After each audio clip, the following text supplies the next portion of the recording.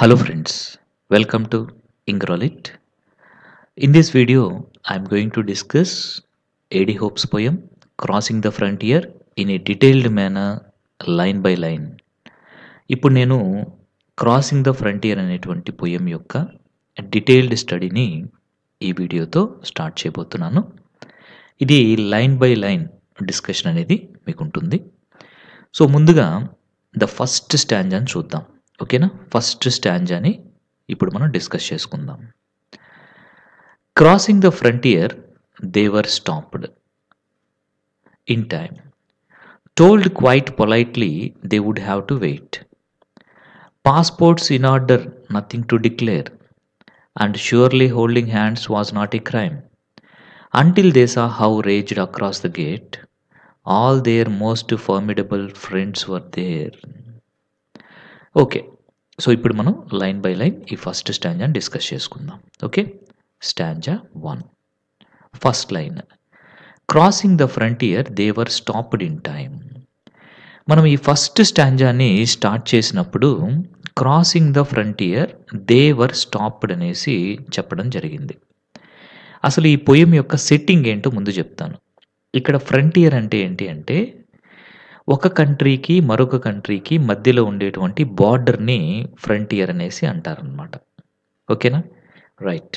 అంటే ఇక్కడ సిచ్యువేషన్ మీకు ఎక్కడ సెట్టింగ్ ఎక్కడుంది అంటే ఒక కంట్రీకి మరొక కంట్రీకి మధ్యలో ఒక బార్డర్ ఉంటుంది కదా, అక్కడ ఉందన్నమాట. దట్ ఈస్ ద సెట్టింగ్ ఇక్కడ. That is the place of this poem. ఈ పోయం ఎక్కడ జరుగుతుంది అంటే అట్ ద ఫ్రంటియర్. ఓకేనా? మరి ఇక్కడ స్టోరీ ఏంటి అసలు? ఇక్కడ they were stopped in time అనేసి అన్నారు. ఎవరు ఇక్కడ దే అంటే? దే అంటే ఏ కపుల్. దే అంటే ఎవరు ఇక్కడ? ఏ కపుల్ అనమాట. ఏ కపుల్ అంటే ఇక్కడ ద లవర్స్, ఒక young man and young women. So ఇక్కడ మీకు ఒక చిన్న స్టోరీ, అంటే దీనికి బ్యాక్గ్రౌండ్ స్టోరీ ఏంటి అంటే, సో ఒక ఇద్దరు నైబర్స్ ఉండేవాళ్ళు. ఒక ఇంట్లో ఒక అబ్బాయి, మరొక ఇంట్లో ఒక అమ్మాయి ఉండేవాళ్ళు. వాళ్ళు చిన్నప్పటి నుంచి కూడా ఆడుకుంటూ పెరిగారు. అలా చిన్నప్పటి నుంచి వాళ్ళు పెరుగుతూ వాళ్ళకు వయసు వచ్చిన తర్వాత they started loving each other. అలా వాళ్ళు ఒకరినొకరు అబ్బాయి అమ్మాయి లవ్ చేసుకోవడం అనేటువంటిది స్టార్ట్ చేశాక, and they physically also connected to each other. అంటే వాళ్ళు పెళ్ళి చేసుకోకుండానే ప్రీ మ్యారిటల్ సెక్స్ అనేది కూడా వాళ్ళిద్దరి మధ్య జరిగింది. అండ్ తర్వాత వాళ్ళిద్దరూ కూడా they started there relationship and they wanted to lead there life happily. తర్వాత వాళ్ళిద్దరూ ఒకరినొకరు ఇష్టపడ్డారు కాబట్టి వాళ్ళ లైఫ్ని అలాగే హ్యాపీగా కంటిన్యూ చేయాలి అనేసి అనుకోవడం జరిగింది. But this was noun to their parents. So ఈ విషయాలన్నీ కూడా, ఈ ప్రీ మ్యారిటల్ సెక్స్ చేసుకోవడము, వీళ్ళిద్దరు రిలేషన్షిప్లో ఉండడము, ఒకరినొకరు ప్రేమించుకోవడము, ఇలాంటివంతా కూడా వాళ్ళ ఫ్యామిలీ మెంబర్స్కి నచ్చలేదన్నమాట. దెన్ దీస్ కపుల్, ఈ young man and young women, వీళ్ళిద్దరూ ఏం చేశారు అంటే they wanted to leave them. వాళ్ళని ఎవరైతే వద్దనుకుంటున్నారో, ఎవరైతే వాళ్ళని తప్పుగా చూస్తున్నారో వాళ్ళందరినీ వదిలిపెట్టి they wanted to move away to another place and they wanted to leave there happily. ఆ ప్లేస్ వదిలేసి వేరే చోటుకి వెళ్ళి వాళ్ళు హ్యాపీగా ఉండాలి అనేసి అనుకుంటున్నారు. At that time they wanted to leave that place. అప్పుడు వాళ్ళు ఒక కార్లో ఆ ప్లేస్ని దాటి ఇంకొక ప్లేస్కి వెళ్ళిపోదాము అనేసి వాళ్ళ జర్నీని స్టార్ట్ చేశారు. అలా వెళ్తున్నప్పుడు at a place at the border they were stopped while they were crossing the frontier. ఆ బార్డర్, ఆ ఫ్రంటియర్ అంటే ఇక్కడ బార్డర్ అనమాట. సో అలాంటి ఆ యంగ్ కపుల్ కారులో ఆ బార్డర్ అనేది దాటేటప్పుడు వాళ్ళు ఆపబడ్డారు. They were stopped in time. So the poem begins with the individuals attempting to cross a border or frontier but getting halted అంటే ఇక్కడ వాళ్ళు ఆపబడ్డారు. సో ఇక్కడ ఆ అబ్బాయి అమ్మాయి ఇద్దరు కూడా ఇంకా మనకి వీళ్ళతో పని కాదులే, వీళ్ళు మనల్ని అర్థం చేసుకోరు అనేసి they thought of leading their life happily individually. That's why they started they journey in a car and they wanted to move అవే ఫ్రమ్ దట్ ప్లేస్. అండ్ వైల్ దే రీచింగ్ the frontier and while they were crossing the frontier they were stopped by the authorities. అది ఇక్కడ మనకి జరిగింది. Told quite politely they would have to wait. అక్కడున్నటువంటి ఆఫీసర్స్ వాళ్ళకేం జెప్పారు అంటే పొలైట్‌గా జెప్పారు. మీరు కాసేపు వెయిట్ చేయాలి అనేసి అక్కడున్నటువంటి ఆఫీసర్స్ వీళ్ళకి ఇన్ఫార్మ్ జేశారు. The individuals are informed politely that they need to pause or delay their journey. ఇక్కడ ఇండివిడ్యువల్స్ అంటే ఎవరు అంటే that boy and girl, the young boy and girl who wanted to cross the border and who wanted to lead their own lives. So, వాళ్ళు వాళ్ళకి పొలైట్‌గా చెప్పారనమాట అక్కడున్నటువంటి మీరు కాసేపు ఆగాలి ఒక అనేసి చెప్పారు. Passports in order, nothing to declare. So, వాళ్ళకి వాలిడ్ పాస్‌పోర్ట్స్ ఉన్నాయి. ఓకే. ఇంకా వాళ్ళు రిపోర్ట్ చేయాల్సినటువంటి ఐటెమ్స్ కూడా ఏం లేవు. So, despite having valid passports and no items to repeat they face a delay. వాళ్ళ దగ్గర వాలిడ్ పాస్‌పోర్ట్స్ ఉన్నప్పటికీ వాళ్ళ దగ్గర అంటే మనం ఇప్పుడు బార్డర్ ఇలాంటివి దాటేటప్పుడు మన వెంట కొన్ని ఐటెమ్స్‌ని అలో చేస్తారు. కొన్ని ఐటెమ్స్‌ని అలో చేయరు. అలాగే కొన్ని ఐటెమ్స్‌ని మనలో అలో చేయాలి అంటే we have to show their receipts and all. కొన్ని రిసీట్స్‌ని వాటిని చూపించాల్సొస్తుంది. అలాంటి ఐటెమ్స్ ఏవి కూడా వాళ్ళ దగ్గర లేవు. ఇంకా వాళ్ళ దగ్గర వాలిడ్ పాస్‌పోర్ట్స్ కూడా ఉన్నాయి. అయినప్పటికీ వీళ్ళని ఆపేశారు. ఈ అమ్మాయి, అబ్బాయిని అక్కడ ఆపేశారు. And surely holding hands was a not crime.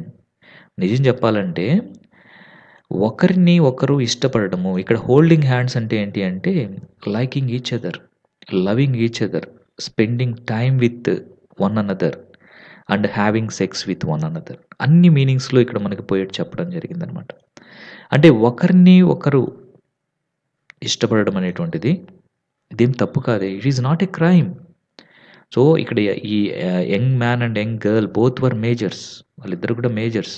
They liked each other. It is not a crime. అదేమి క్రైమ్ కాదు అనేసి ఇక్కడ చెప్పడం జరుగుతుంది.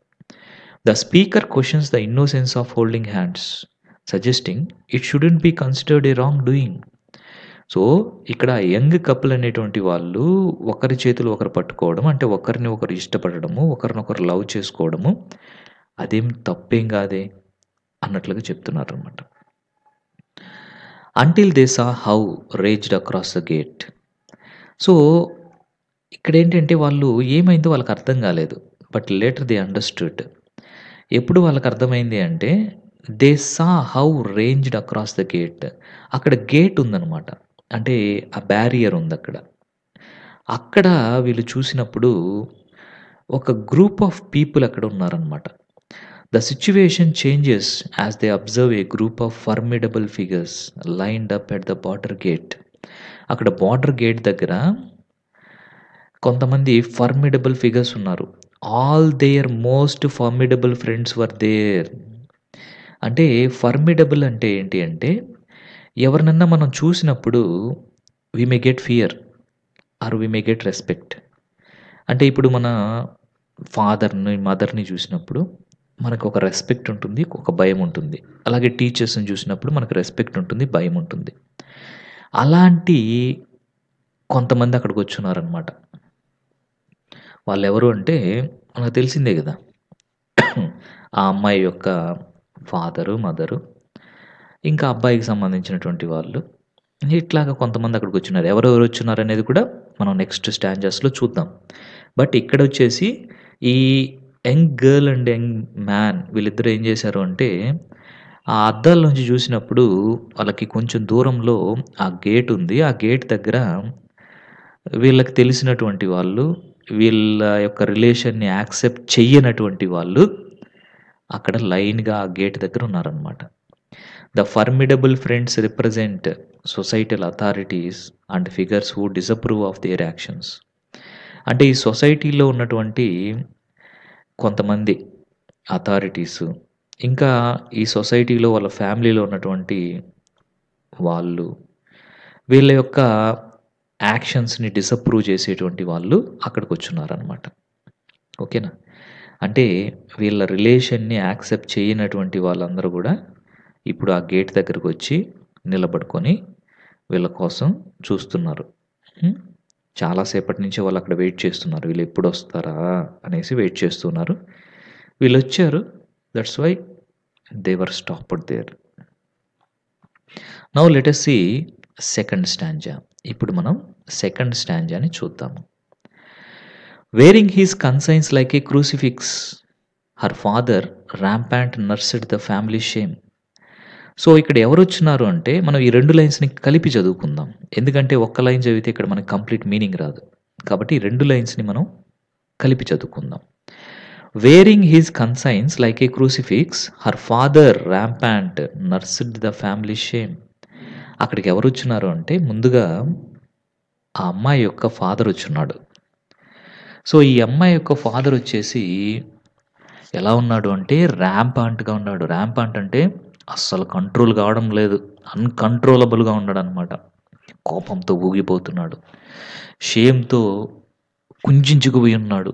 నర్స్డ్ ద ఫ్యామిలీ షేమ్.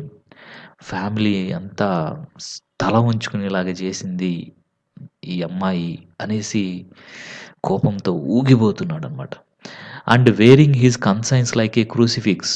అంటే అతని యొక్క మనస్సాక్షి అనేటువంటిది ఎలా ఉంది అంటే, ఒక క్రూసిఫిక్స్ అంటే ఇక్కడ మనకి సిలువ వేయబడినటువంటి జీసస్ క్రైస్ట్ ఎంత బాధపడుతున్నాడో, ఇక్కడ ఈయన కూడా అంత బాధపడుతున్నాడు తన మనసులో అన్నట్లుగా చెప్తున్నారు. అంటే ఇక్కడ మరొక విషయం ఏంటి అంటే, ఈ క్రూసిఫిక్స్ అనేది ఏంటి అంటే ఒక ఫెయిత్ అనమాట. Societal faith. సో, అలాంటి దాన్ని ఇక్కడ మనం చూడొచ్చనమాట.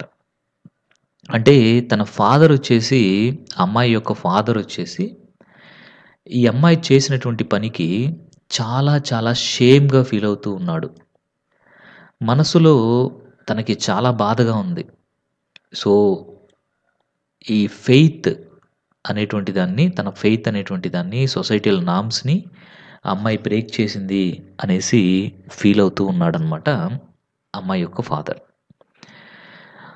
Describes someone, possibly the girl's father, carrying guilt or shame prominently likened to crucifix worn around the neck. ఆయన మెడలో ఈ క్రూసిఫిక్స్ అంటే ఆ సిలువ వేయబడినటువంటి జీసస్ క్రైస్ట్ అలాంటి ఒక చైన్ లాంటిది ఉందన్నమాట. సో, ద గర్ల్స్ ఫాదర్ ఎలా ఉన్నాడు అంటే చాలా చాలా డిస్గ్రేస్‌గా, షేమ్‌ఫుల్‌గా ఉన్నాడు. And armed with their old fashioned dinner Gong.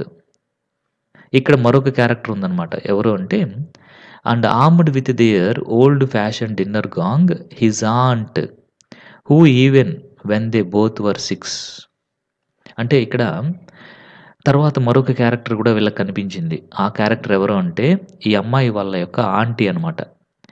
So, ఈమె తనతో పాటు ఏం తీసుకొని వచ్చింది అంటే, she is armed with a traditional dinner gong symbolising a readiness to announce and emphasise wrong doing. అంటే ఇక్కడ ఏంటి అంటే, ఈ డిన్నర్ గాంగ్ అని తీసుకొని వచ్చిందనమాట ఈమె. సో, డిన్నర్ గాంగ్ అంటే దిస్ ఈజ్ డిన్నర్ గాంగ్. అంటే దీన్ని జనరల్‌గా దేనికోసం యూజ్ చేస్తారు అంటే, లంచ్ రెడీ అయింది అని అనౌన్స్ చేసేదానికి యూజ్ చేస్తారనమాట ఈ డిన్నర్ గాంగ్ అనేది.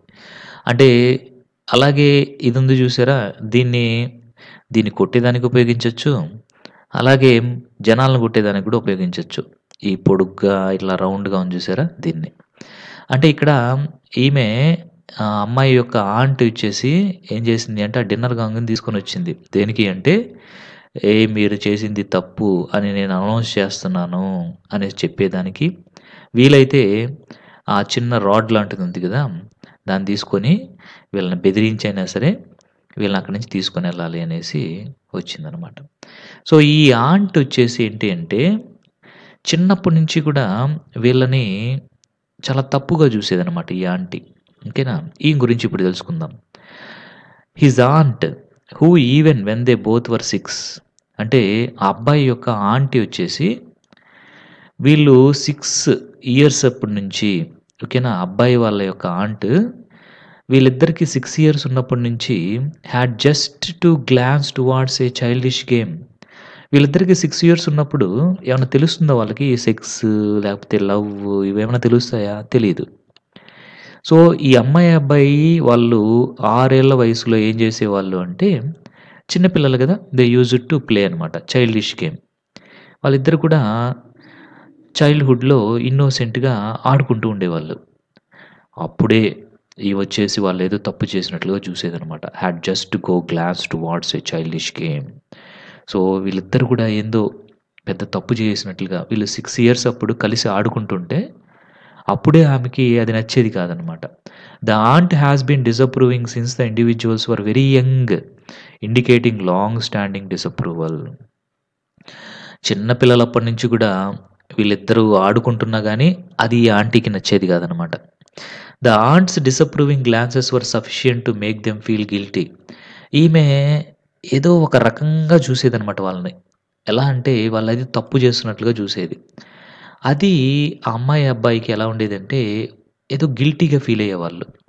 Even during innocent childhood activities. వీళ్ళిద్దరూ చిన్నప్పటి నుంచి ఆడుకుంటూ ఉండేటప్పుడు, చిన్నప్పుడు చైల్డ్‌హుడ్‌లో వాళ్ళేదో ఆడుకోవడమో, మాట్లాడుకోవడమో చేస్తూ ఉంటే వెన్ దే వర్ 6 అప్పుడే ఈ ఆంటీ వాళ్ళని అనుమానిస్తూ చూసేదనమాట. అది వాళ్ళకి తెలియకుండానే వాళ్ళ మనసుల పైన కొంత ప్రభావం అనేది కూడా చూపించింది. To make them feel that they were doing wrong. So, ఆమె ఎప్పుడైతే అలా చూస్తుందో అప్పుడు వాళ్ళకేమనిపించేదంటే వాళ్ళేదో తప్పు చేస్తున్నట్లుగా వాళ్ళకనిపించేదనమాట. To make them feel that they were doing wrong. The aunt's disapproving looks had a powerful impact on their perception of right or wrong. So, వాళ్ళకి తెలియకుండానే ఎందుకు ఈ ఆంటీ ఇలా చూస్తుంది? మనం ఏమన్నా తప్పు చేస్తున్నామా? అంటే మనం చేసేది తప్పా?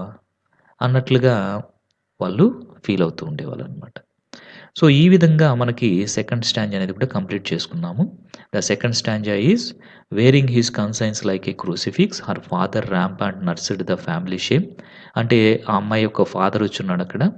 సో, తన యొక్క మెడలో వచ్చేసి ఒక క్రూసిఫిక్స్ ఉంది. Which is nothing but giving us ఒక ఫెయిత్ లాగా.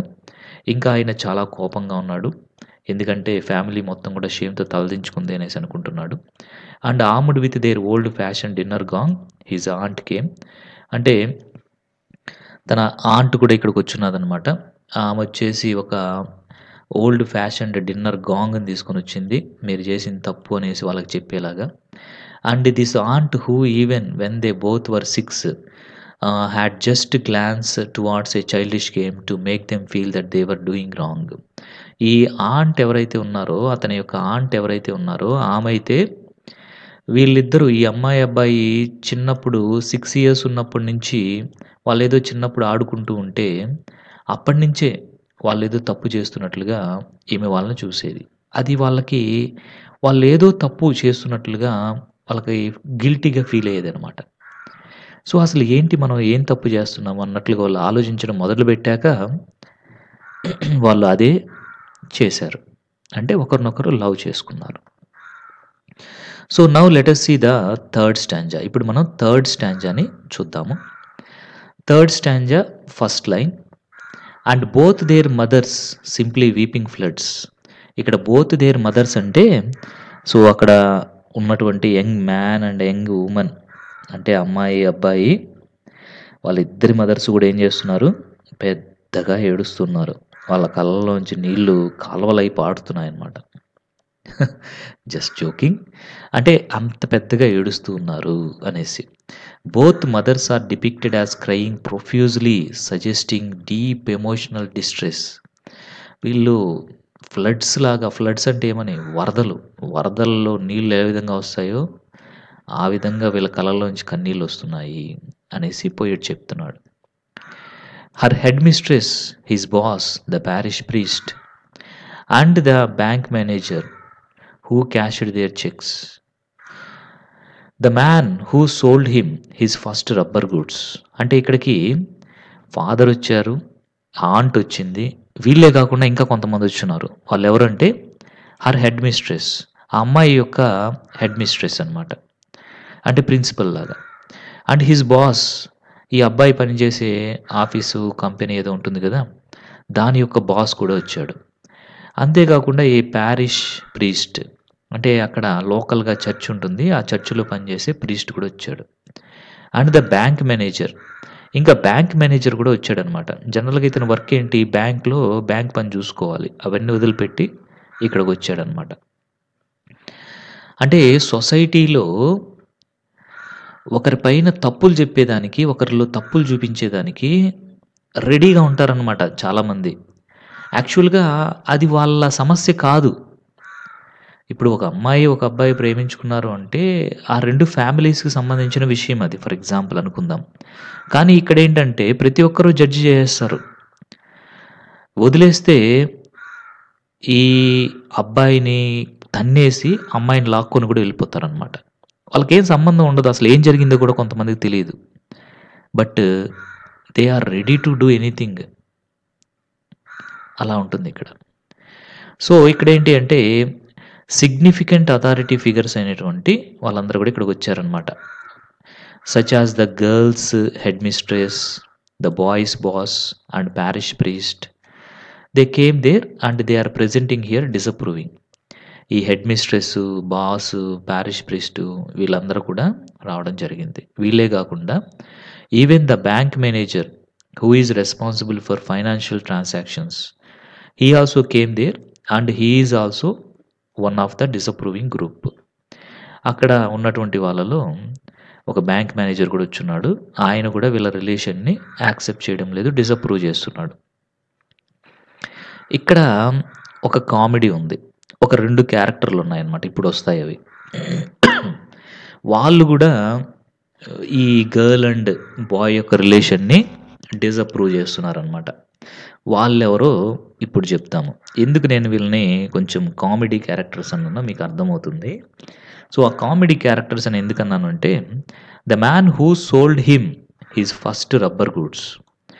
రబ్బర్ గూడ్స్ అంటే ఏంటి అంటే కాంట్రాసెప్టివ్స్ అనమాట. కాంట్రాసెప్టివ్స్ అంటే ప్రెగ్నెంట్ కాకుండా ఉండేదానికి తీసుకునేటువంటి థింగ్స్ ఏవైతే ఉంటాయో వాటిల్ని కాంట్రాసెప్టివ్స్ అనేసి అంటారనమాట. Okay. Either girl or bye who can use that. సింపుల్‌గా ఓపెన్‌గా చెప్పాలి అంటే ఈ పోయెమ్‌ని మనం ఓపెన్‌గానే డిస్కస్ చేసుకోవాలి. Need not to hide anything. Because the writers perspective అనేది చాలా ఓపెన్‌గా ఉంటుంది ఇక్కడ. కాబట్టి కాండోమ్స్ అనమాట. ఈ కాంట్రాసెప్టివ్స్ అంటే సింపుల్‌గా చెప్పాలంటే దే ఆర్ మేడ్ ఆఫ్ రబ్బరే కదా!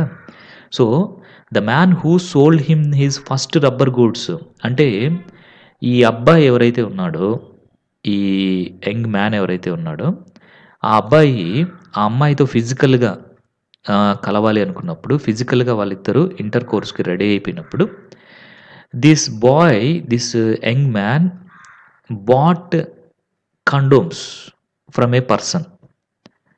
అతను కూడా ఇక్కడికొచ్చాడనమాట. అంటే వీళ్ళు అలాంటి తప్పు చేసేదానికి ఒక రకంగా సహాయపడింది ఎవరు అంటే that man who sold that rubber goods అంటే కాంట్రాసెప్టివ్స్, ఆ కండోమ్స్. వాడు కూడా ఇప్పుడు ఇక్కడికొచ్చి ఏయ్! మీరు చేసేది తప్పు అనేసి వాళ్ళని డిసప్రూవ్ చేస్తున్నాడనమాట. అంటే వాళ్ళ బిజినెస్సే, వాడి బిజినెస్సే అది. కానీ వాడు కూడా జడ్జ్ చేస్తున్నాడు. అంటే పనికిరాని వాళ్ళంతా కూడా జడ్జ్ చేస్తున్నారనమాట. ఆ బాయ్‌ని, ఇంకా ఆ గర్ల్‌ని. అసలు వాళ్ళకి సంబంధం లేదు. But they came there and they are judging him and the girl. Another figure likely involved in selling contraceptives ads to the disapproving assembly. అందుకే నేను చెప్పాను. A character which gives fun అనేసి. ఓకే. ఇది ఒక సెటైరికల్ ఫన్ అండి. అంటే మన poet ఏడీ hope కావాలనే ఈ క్యారెక్టర్‌ని ఇక్కడ ఇంట్రొడ్యూస్ చేశాడు. అంటే దీని యొక్క మీనింగ్ ఏంటంటే వాళ్ళందరూ తప్పులు చేస్తూనే ఉంటారు. They are doing wrong things in the society. But దాన్ని సీక్రెట్‌గానో లేకపోతే ఎవరికీ తెలియకుండానో చేస్తూ ఉంటారు. బట్ అలాంటి వాళ్ళందరూ గూడా ఒక అమ్మాయి, ఒక అబ్బాయి లవ్ చేసుకుంటానే దాన్ని తప్పు అనేసి ఎత్తి చూపిస్తున్నారు. ఒక అమ్మాయి, అబ్బాయి వాళ్ళు ఇష్టపడి ప్రీ మ్యారిటల్ సెక్స్ అనేటువంటిది ఇక్కడ చేసుకుంటుంటే that is the wrong thing in society అనేసి ఇక్కడ చూపించడం జరుగుతుందనమాట. యాక్చువల్‌గా అలాంటి వాళ్ళు ఇక్కడ చాలామంది ఉన్నారు అనేసి చెప్తున్నాడు చెప్పకుండానే. అంటే ఇల్లీగల్ రిలేషన్స్ అనేటువంటివి ఈ పెళ్లి చేసుకున్నటువంటి వాళ్ళు కూడా చాలామంది కంటిన్యూ చేస్తూ ఉంటారు. అది కరెక్టా సొసైటీ ప్రకారం? తప్పే. బట్ దాని గురించి ఎవరు మాట్లాడరు. ఇట్లాగనమాట. ఇట్లాంటి పాయింట్స్ మనం ఇక్కడ మన పొయిట్ యొక్క పర్స్పెక్టివ్‌లో మనం తెలుసుకోవచ్చు. మరొక క్యారెక్టర్ ఎవరు అంటే ఒక dog. Dog Fido from whose life shameless beast she first observed the basic facts of sex. ఇక్కడ ఒక కుక్క ఉందనమాట. వీళ్ళకి ఒక కుక్క ఉండేది. ఆ కుక్క వచ్చేసి ఫిడో, దాని పేరు ఏంటంటే ఫిడో. ఆ కుక్క కూడా ఇక్కడికొచ్చింది. "రేయ్! మీరు చేసేది తప్పురా" అని జడ్జ్ చేసేదానికి ఇక్కడ ఒక కుక్క కూడా వచ్చిందనమాట వాళ్ళతోటి. అంటే ఈ డిసప్రూవింగ్ గ్రూప్ ఉన్నారు కదా! వాళ్ళతో పాటు. ఈ డాగ్‌ని ఇక్కడ ఎలా చెప్తున్నారంటే, whose love life shameless beast, సిగ్గు లేనిదది జంతువు. అంటే సిగ్గు లేని జంతువిది. ఎందుకంటున్నారు అంటే ఇక్కడ ఈ డాగ్‌ని సిగ్గు లేని జంతువు అని ఎందుకంటున్నారంటే, దాని యొక్క లవ్ లైఫ్ అనేది ఎలా ఉంటుంది అంటే, ఎక్కడ పడితే అక్కడ జరుగుతూ ఉంటుందనమాట. కదా! అలాంటి ఆ డాగ్ గూడా ఇక్కడికొచ్చింది. యాక్చువల్‌గా ఇక్కడ మరొక విషయం ఉంది. అసలు ఈ అమ్మాయికి ఇప్పుడు వెళ్ళిపోతున్నారు గదా! పారిపోతున్నారు గదా! ఒక అమ్మాయి, అబ్బాయి. వీళ్ళలో ఆ అమ్మాయికి అసలు సెక్స్ అంటే ఏంటి అనేది ఆ బేసిక్ థింగ్స్, ఆ బేసిక్ నిజాలనేటువంటివి ఎవరి ద్వారా తెలిసాయంటే, ఈ డాగ్ ఫిడో ద్వారానే తెలిసాయన్నమాట. అసలు సెక్స్ అంటే ఏంటి అనేటువంటిది ఈ డాగ్ ఫిగో ద్వారానే తెలిసింది. అది కూడా ఇక్కడికొచ్చింది. ఏదో వీళ్ళని జడ్జ్ చేసేదానికి. అంటే ఇక్కడ ఇండైరెక్ట్‌గా పోయెట్ ఏం చెప్తున్నాడు అంటే, చాలా తప్పులు చేసేటువంటి ఈ సొసైటీలో ఉన్నటువంటి వాళ్ళు పక్క వాళ్ళ తప్పుల్ని ఎత్తి చూపించేదానికి రెడీగా ఉంటారు ఎప్పుడు కూడా అనేసి చెప్తున్నాడు. అంటే ఇప్పుడు మనం we can see so many people they are doing wrong things. But వాళ్ళొచ్చేసి ఏం చేస్తారు అంటే, పక్కన వాళ్ళు ఏదైనా తప్పు చేస్తేనే వాళ్ళకి సంబంధం లేకపోయినా అందులో ఇన్వాల్వ్ అయ్యి వాళ్ళని బాధిస్తూ ఉంటారనమాట. సో, దానివల్ల వాళ్ళు ఎంత బాధపడుతున్నారు అనేది వీళ్ళకి అనవసరం. వీళ్ళు పెద్ద పుణ్యాత్ముల్లాగా ఫీల్ అవుతూ ఉంటారక్కడ. అంటే పొయెట్ ఇలాంటి పర్స్పెక్టివ్‌లో ఈ డాగ్ అనేటువంటి క్యారెక్టర్‌ని ఇంట్రొడ్యూస్ చేశాడు.